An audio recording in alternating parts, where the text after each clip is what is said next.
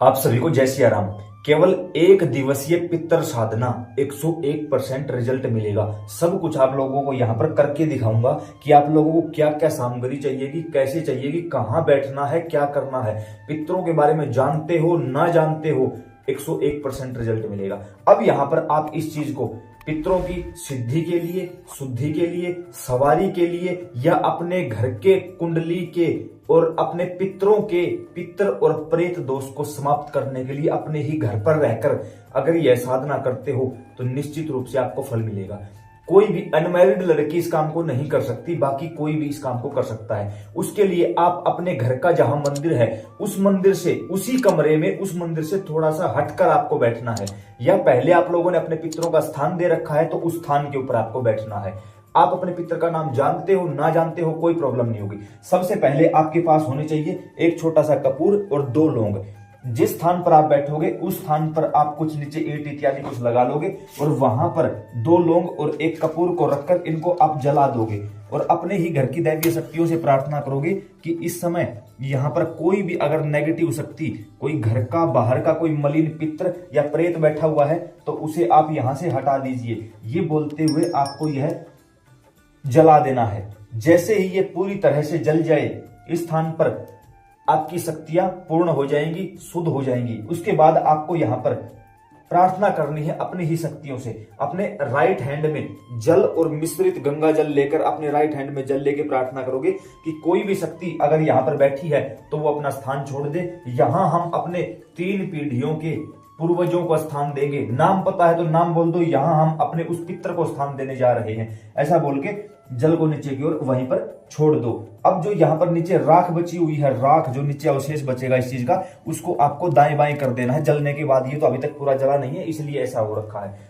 उसके बाद आप लोगों के पास होना चाहिए एक घी का दीपक जिसमें एक ही बाती लगी होनी चाहिए, और प्रसाद के रूप में या तो 2 बतासे या कोई भी सफेद रंग की 2 मिठाइयां, जोड़े में मिठाई चलेगी, ये आप लोगों के पास होना चाहिए। किसी भी कटोरी इत्यादि में आप उसी स्थान पर रख लीजिए जहां पर आपने कपूर और लौंग को जलाया था। अब यहां पर हम एक साधना करेंगे। इस साधना के दौरान आपका मुख दक्षिण दिशा की तरफ होना चाहिए और जो दीपक है उसका मुख आपकी तरफ होना चाहिए। यहां तो हम आप लोगों को करके दिखा रहे हैं इसलिए दीपक का मुख आपकी तरफ है। दीपक का मुख आपकी तरफ होना चाहिए, आपका मुख दक्षिण दिशा की तरफ होना चाहिए, ये आपको विशेष ध्यान रहे। अब यहां पर हम सबसे पहले दीप प्रज्वलित करेंगे उस देवी देवता के नाम का जिसके नाम से कभी हमने जैसे कोई पाठ किया है, कोई चालीसा की है, कोई मंत्र की सिद्धि ले रखी है, चाहे वो गुरु मंत्र ही क्यों ना हो, कोई भी मंत्र हो, उसी देवी देवता के नाम से, या फिर हम विष्णु भगवान या शिव भगवान के नाम से इस दीपक को प्रज्वलित करेंगे। जैसे हम यहाँ भगवान शिव के नाम से करते हैं, ओम नमः पार्वती पतये हर हर महादेव, ओम नमः पार्वती पतये हर हर महादेव, ओम नमः पार्वती पतये हर हर महादेव।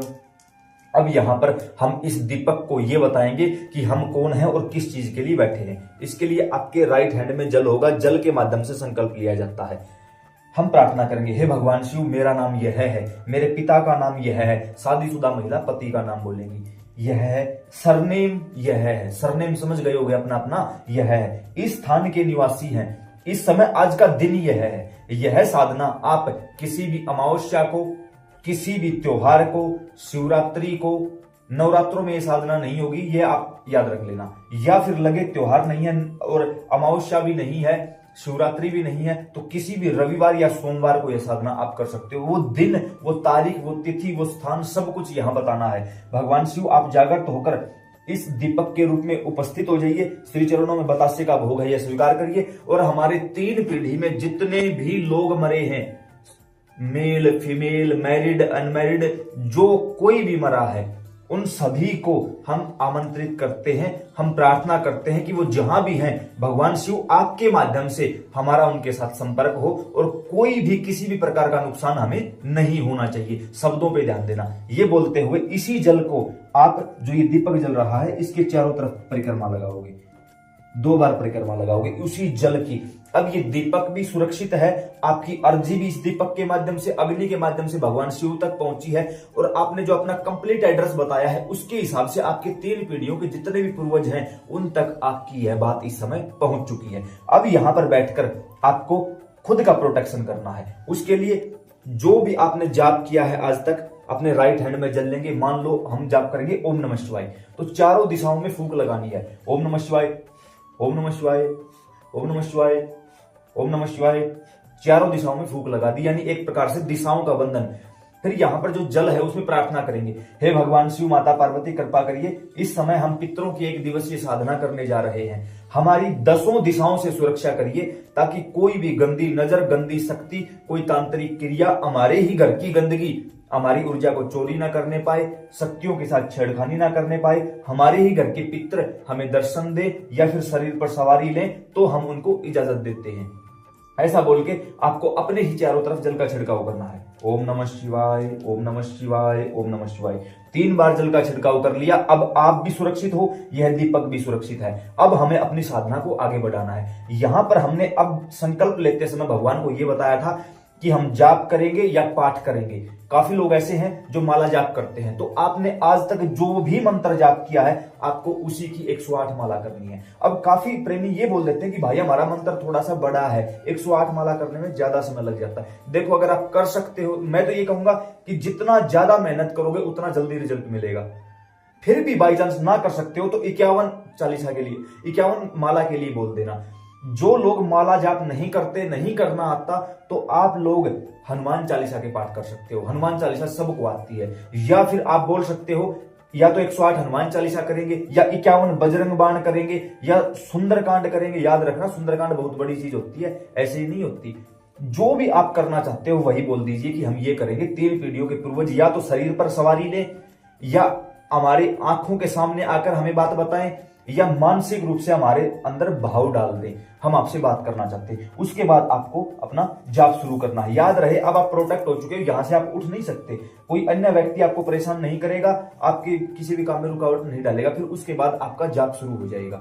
अब यहां पर हमें जाप करना है कंटिन्यू। उस समय आप आंखें बंद कर सकते हो, दीपक की तरफ देख सकते हो, दाएं बाएं नहीं देखना है, फोन इत्यादि में नहीं देखना है, कंटिन्यू पूरा फोकस उन चीजों के दौरान। अब जाप करोगे उस समय कुछ चीजें आपके शरीर में हलचल करेगी। सबसे पहले आपके पांव, ऐसा लगेगा कि मेरे पांव है ही नहीं।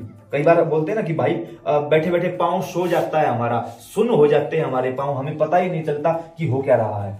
पॉजिटिव संकेत है, डरने की बात नहीं है। इस दौरान आपका ध्यान चाहकर भी नहीं लगेगा, भटकता रहेगा, भटकने दो, कोई प्रॉब्लम नहीं है। संतों ने कहा है तन्ही राख सत्संग, शरीर को उस कार्य में रखो, मन लगे ना लगे कोई जरूरी नहीं है। अब आंखें बंद करोगे, हो सकता है आपको डरावनी परछाई, गंदे गंदे दृश्य या खुद के द्वारा किए गए गंदे गंदे पाप नजर आने लगे, तो भी डरने की बात नहीं है। ये आ नहीं रहे हैं, ये जा रहे हैं, ये अंदर बैठे थे बाहर निकल रहे हैं, डरने की कोई आवश्यकता नहीं है। इस दौरान आपको आपके शरीर में बाहरी तौर पर कुछ लक्षण देखने को मिलेंगे।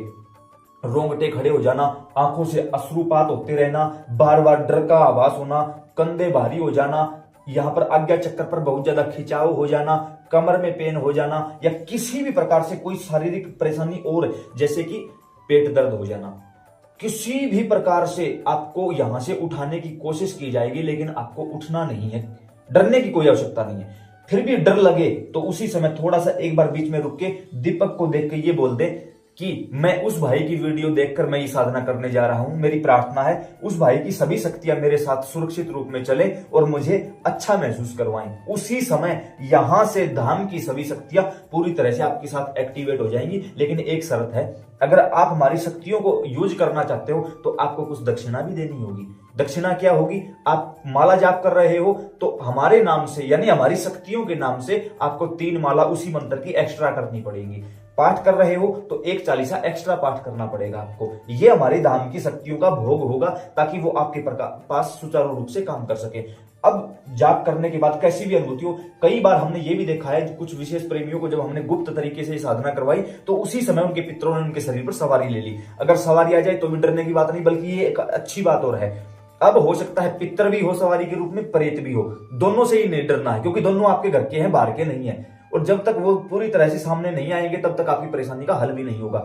उस समय लगे कि अब तो कोई सवारी आके ही रहेगी तो घर के किसी व्यक्ति को पास बैठा लो। सवारी आते ही जो पास व्यक्ति बैठा उसको डरने की आवश्यकता नहीं है। किसी भी प्रकार से। फिर भी डर लगे, मेरी कोई भी वीडियो चला के पास रख लेना, डर नहीं लगेगा आप लोगों को कोई भी वीडियो।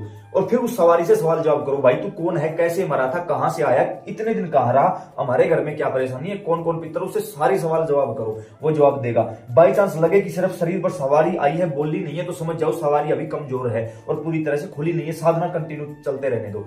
फिर भी अगर किसी के शरीर पर सवारी आ जाए, बोल जाए, अपनी उपस्थिति दर्ज करवा जाए, या आपको लगे कि 100% सवारी आ चुकी है लेकिन किसी भी कारण से बोली नहीं है, आप हमसे संपर्क करो, हम डायरेक्ट उस सवारी से बात करेंगे, कोशिश भी करेंगे कि शक्तिपात के जरिए उस सवारी को ऊपर उठा दें। लेकिन इसका मतलब ये नहीं है कि जिन लोगों के पास सवारी नहीं आई उन्होंने झूठ से ही बोल दिया कि हाँ ठीक है, इस बहाने वीडियो कॉल पे तो बात होगी। याद रखना भाई, पहले ही झटाके में मेरी सवारी पकड़ लेगी कि ये सच बोल रहा है या झूठ बोल रहा है, और उसी समय फिर उस चीज के लिए आप दोषी हो गए, हमेशा हमेशा के लिए ब्लॉक कर दिए जाओगे आप। ना तो आपको कहीं दोबारा मेरी वीडियो दिखेगी और ना ही मैं व्हाट्सएप पर आप लोगों से बात करूंगा। इसलिए सोच समझ के, जिस स्थान पर बैठे हो आपका देवता आपको सबसे अच्छे तरीके से जानता है, और कुछ हो ना हो, मैं नाराज होऊंगा खुश होऊंगा ये बात बड़ी नहीं है, आपके देवता हमेशा के लिए आपसे नाराज हो जाएंगे अगर कोई भी झूठ बोलने की कोशिश की तो। क्योंकि मैं फ्री ऑफ कॉस्ट आप लोगों के लिए अवेलेबल हूं, इसका मतलब ये नहीं है कि आप बेवजह ही मुझे परेशान करोगे। जैसे ही आपकी साधना पूरी हो, इस माला को निकालो, गले में धारण करो, 2 मिनट तक चुपचाप बैठे रहो। उसके बाद आप दोबारा से अपने राइट हैंड में जल लेके फिर से संकल्प करोगे कि जो भी देवता था, हे भगवान शिव या हे नारायण भगवान, हे माता रानी, जो भी थे आपके, इस समय आपने ये साधना करवाई, इसके लिए धन्यवाद। इसका पूरा फल मैं अपने 3 पीढ़ियों के पूर्वजों को सौंपता हूं। इस जल को साक्षी मान के, माला को, धरती को, आकाश को, आज के इस दिन को, इस भोग प्रसाद को, इस दीपक को, इस अग्नि को साक्षी मान के अपने 3 पीढ़ियों के पूर्वजों की मोक्ष गति के लिए प्रार्थना करता हूं। हे भगवान शिव, हे नारायण भगवान, मेरे पितरों को अपने धाम में जगह दे दो और मेरे घर का, कुंडली का, शरीर का पितर दोष हमेशा हमेशा के लिए समाप्त कर दो। यह बोल के जल आपको नीचे की ओर छोड़ देना है। यह हुई आपकी आज की इस समय की ये साधना। अब आपने यहां तक तो आपने पितरों की सिद्धि की है, अब शुद्धि पर बैठना है, क्योंकि शुद्धि के बगैर कोई भी चीज सही रूप से नहीं चलती। अब उसके लिए क्या करना होगा, उसके लिए हवन करना होगा। अब एक एक चीज यहां करके दिखाऊंगा कि हवन में कैसे क्या किया जाता है और किस किस चीजों की आवश्यकता होती है। उसी प्रकार आपको भी अपने घर पर हवन करना है। कोई चीज याद ना रहे तो कॉपी पेन उठाओ, लिखकर पहले से तैयार रख लो, बार बार इस वीडियो को देख लो, कोई प्रॉब्लम नहीं होगी। तो अब हवन करते हैं। अपने पितरों की मुक्ति के लिए और घर के पितर दोष को समाप्त करने के लिए खुद से हवन कैसे करें ताकि आप किसी भी जगह लूटने पिटने से बच सको। एक एक चीज यहां करके दिखाई जाएगी। सबसे पहले जो जो सामग्री हम आपको दिखाएंगे, बताएंगे, ये इनमें से कोई भी अगर आपके पास है तो भी आपका ये हवन कामयाब होगा। सबसे पहले हम दीप प्रज्वलित करेंगे अपने पितरों के नाम से, श्री विष्णु भगवान के नाम का। आपको पितरों का पता हो ना हो, लेकिन दीपक जो होगा वो श्री विष्णु भगवान के नाम का होगा, इसलिए हम दीप प्रज्वलित करेंगे। देवाय नमः, ओम नमो भगवते वासुदेवाय, नमो नमः। हे श्री विष्णु भगवान, जागृत रूप में विराजमान हो जाइए। आपके नाम का दीप प्रज्वलित किया गया है एवं हम अपने पितरों को इस समय मनाने के लिए, खुश करने के लिए और उनकी मुक्ति के लिए आपका आह्वान करते हैं। विष्णु भगवान जागृत रूप में विराजमान हो जाइए। ओम श्री विष्णु। अब विष्णु भगवान के श्री चरणों में हम फल अर्पित करेंगे। आप इनको नीचे भी रख सकते हो, आप कहीं इनको मतलब अपने देवता के स्थान पर रखना, कहीं भी इनको विराजमान करवा सकते हो। ये आपके देवता आ चुके हैं घर के, क्योंकि देवता ही पितरों को मुक्ति दिलवाएंगे, बाकी कोई नहीं दिलवा सकता। अब हम दिव्य हवन करने जा रहे हैं। हवन सामग्री जो भी आपके पास हो, अवेलेबल हो, आप लोगों को अच्छे से पता है।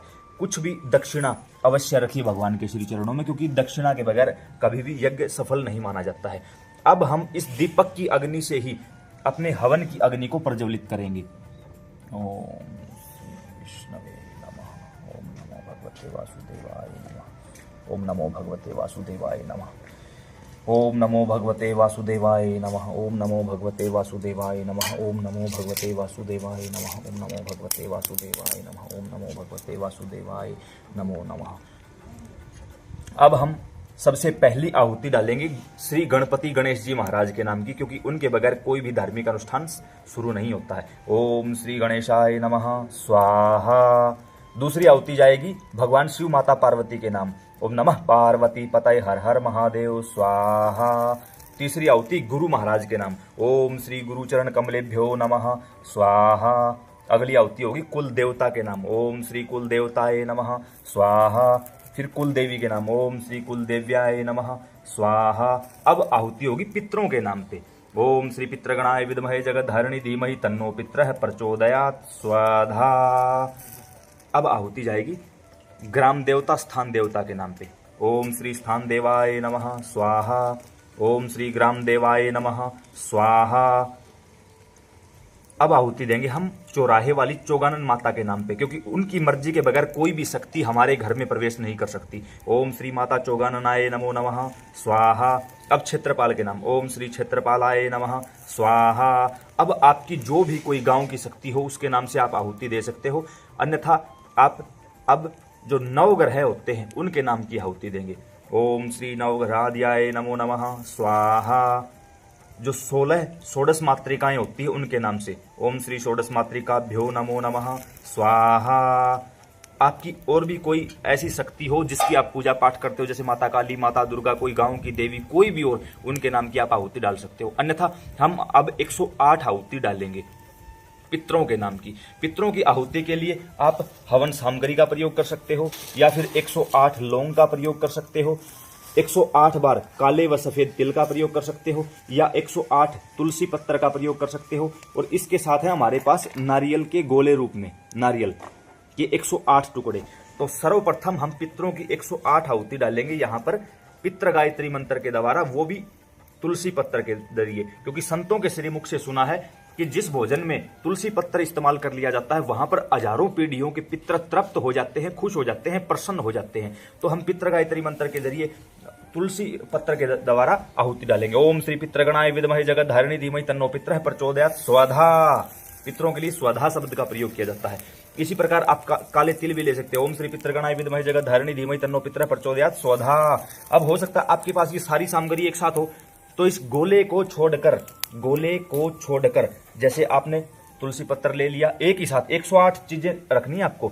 थोड़े से काले व सफेद तिल रख लिए, एक लौंग रख ली, या फिर थोड़ी सी सामग्री रख ली, क्योंकि 108 तुलसी पत्तर क्यों, आपको काउंटिंग नहीं करनी पड़ेगी, याद रह जाएगा 108 पत्ते आए, संपन्न हुआ हवन। ओम श्री पितृगणाय विद्महे जगत धारिणी धीमहि तन्नो पितरः प्रचोदयात् स्वधा।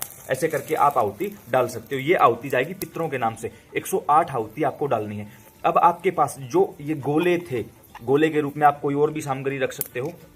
ये आहुति देंगे हम या तो विष्णु भगवान के नाम की, या जो आपके कुल देवी कुल देवता कोई भी जिनकी आपने पूजा की है या आज तक कोई भी मंत्र सिद्ध किया है उस मंत्र के नाम की।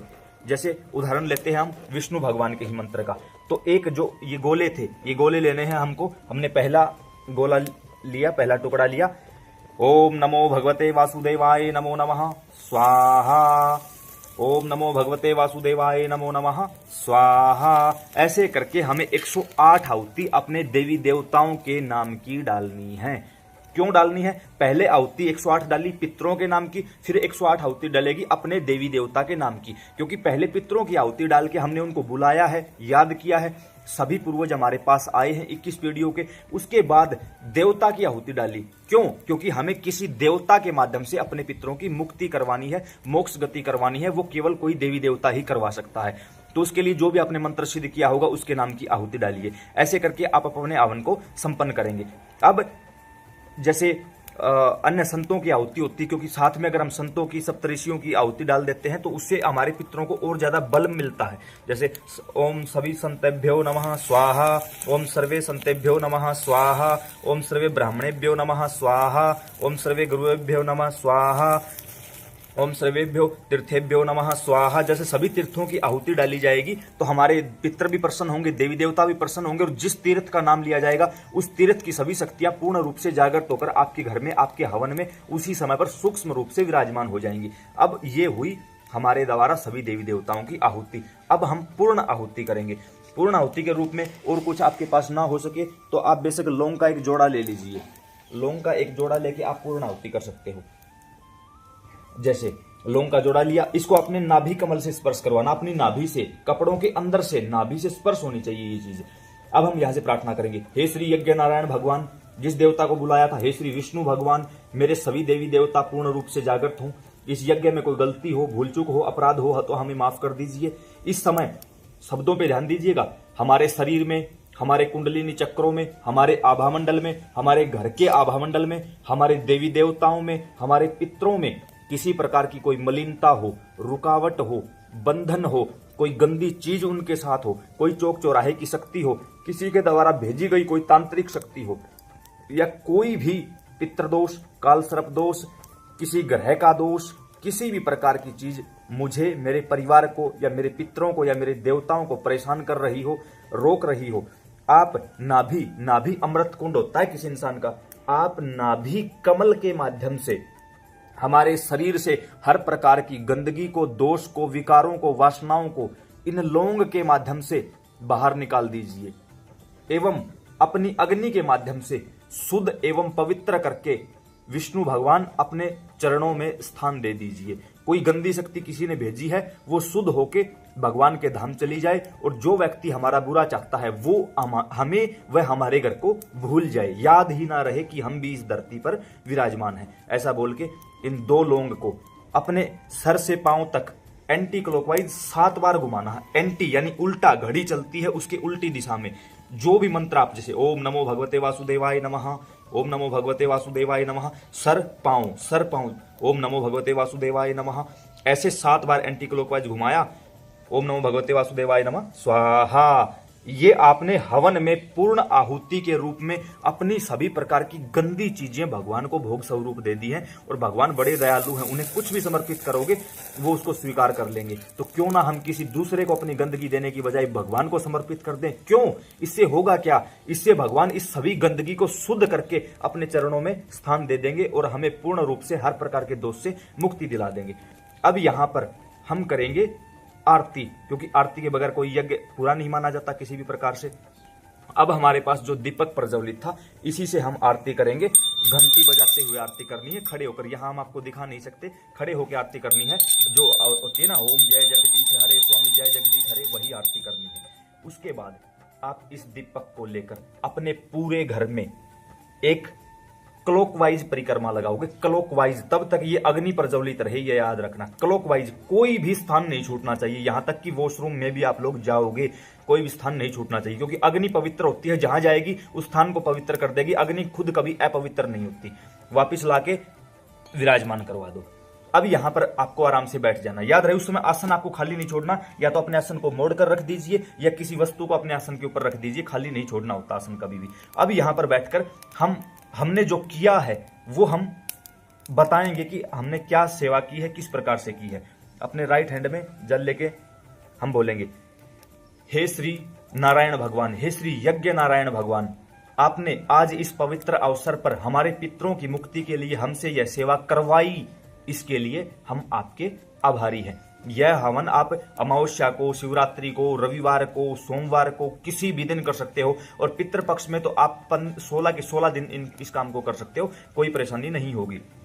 इसके लिए हम आपके आभारी हैं। कृपा करके इस यज्ञ में जिन जिन देवताओं का नाम लेकर, पितरों का नाम लेकर जिन दैवीय शक्तियों को बुलाया गया है, वो सभी शक्तियां अपना अपना भोग स्वीकार करें एवं भगवान के धाम की ओर प्रस्थान कर जाएं।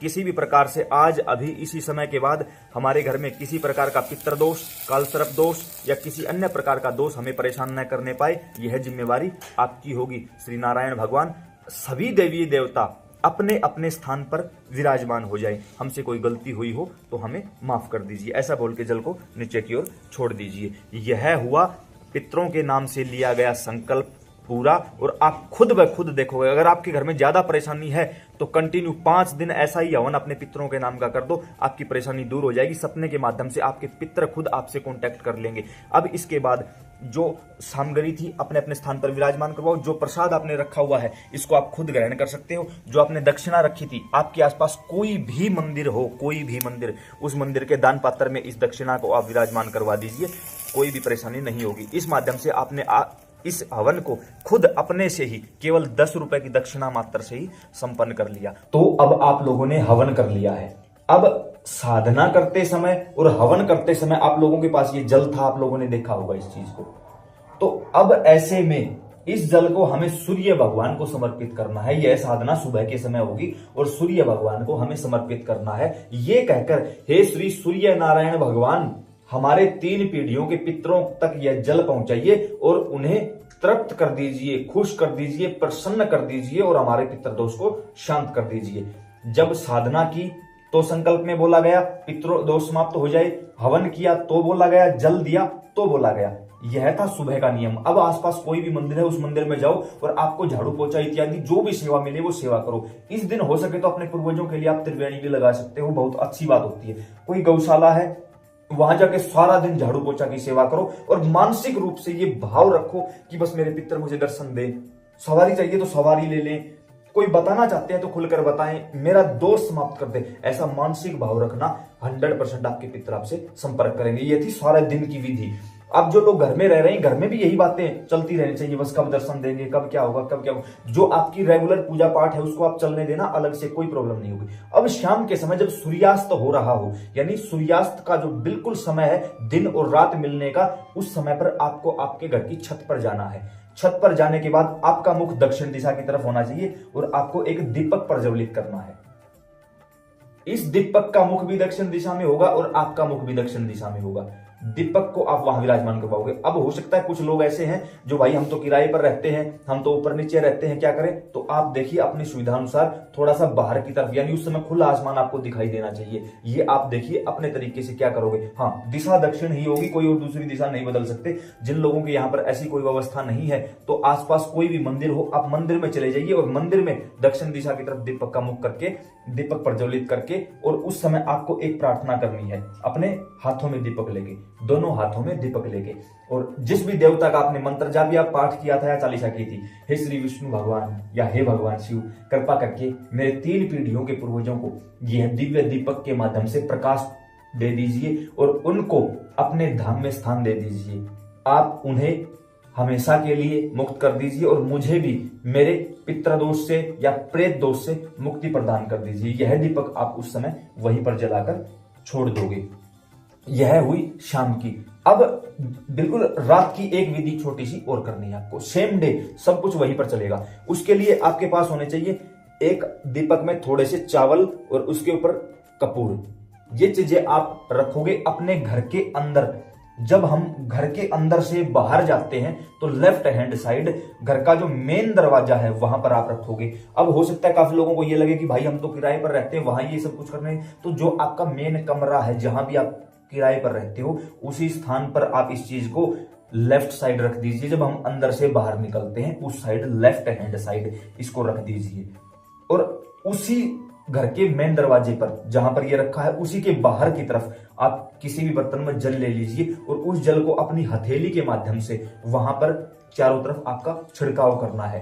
वहीं पर जहां भी रहते हो वहीं पर जो भी आपका मेन दरवाजा, मुख्य दरवाजा है वहीं पर, और ऐसे जब जैसे हम पितृ तर्पण करते हैं ना उसी प्रकार यहां से जल गिरवाना है और यहां से बाहर निकलना चाहिए। जैसे ऐसे करते हुए ऐसे जल बाहर निकलना चाहिए। ये जल आपको सारा वहीं पर डालना है अपने घर के मेन दरवाजे पर, और प्रार्थना करनी है कि हमारे 3 पीढ़ियों के जो पूर्वज हैं वो इस जल को ग्रहण करें, तृप्त हो जाएं और हमेशा के लिए हमें सुरक्षा प्रदान करें, किसी भी प्रकार की नेगेटिविटी को हमारे आसपास ना आने दें। अब आपके पास ये जो चावल और कपूर रखा हुआ है इसको आप जला दोगे। उसके बाद आराम से आप अपने यहां पर सो सकते हो, कोई प्रॉब्लम नहीं होगी। ये काम आपको रात को 8:30 और 9 बजे के बीच में करना है।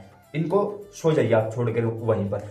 सोने से 1 मिनट पहले जितने भी घर में सदस्य हैं सभी प्रार्थना करेंगे कि हमारे 3 पीढ़ियों में कोई भी पूर्वज जो हमसे परेशान है या हम जिसके कारण परेशान हैं, कोई भटक रहा हो, अपनी मुक्ति के लिए प्रयासरत हो, वो हमारे सपने में आओ और हमें बोलकर बताओ कि आप कौन हो और हमसे क्या सेवा चाहते हो। फिर हम आपकी सेवा करने के लिए तैयार हैं। 101% सौपन के माध्यम से आपके पितर आपसे कॉन्टैक्ट कर लेंगे। आप उसको समझ पाओ ना समझ पाओ ये आपकी जिम्मेवारी है, पितर आपसे पक्का कॉन्टैक्ट कर लेंगे।